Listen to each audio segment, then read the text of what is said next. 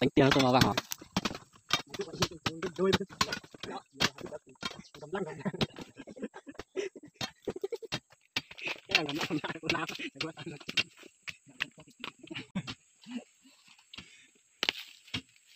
tàu nó lại nữa.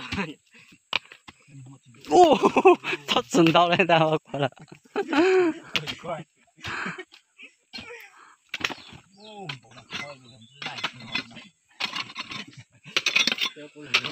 오, 정말 부러워.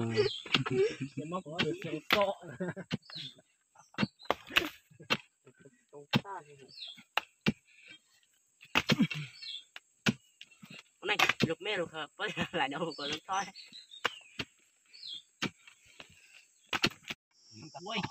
오, 먹냐 라 그랬다. Là khơi cu gì? luôn như tia em khơi cú mà.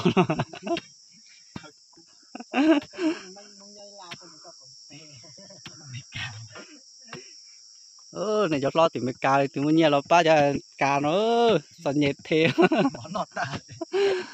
Chỉ một món nồi là muốn cái nhiều cái món no. Tao có quá mà. Cô chơi tao. giống giống nút tan nó.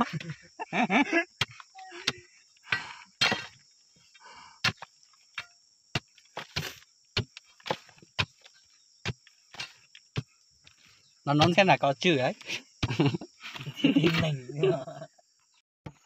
To đấy. Cháu thì giỏi rồi, tao lùi cháu muốn cháu muốn chơi cái lửa.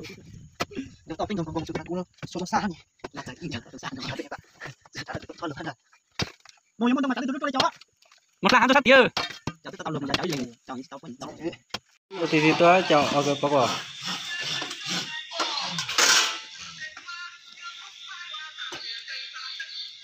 Muốn làm. Ôi giời, con. Trời.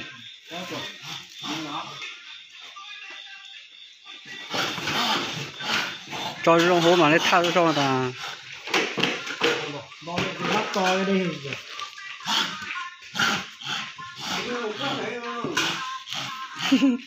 áo khó sao bị khơ tôi cái này vừa với bao cơ ăn tua cái với khơ ăn cho bé khơi lo gì là mấy thao cho tiền nè không có ba cơm này Đùa không á? hay con sáu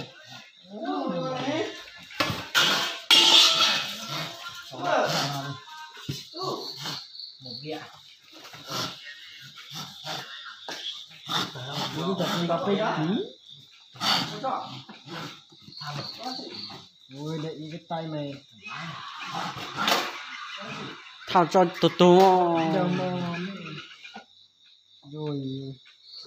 28 29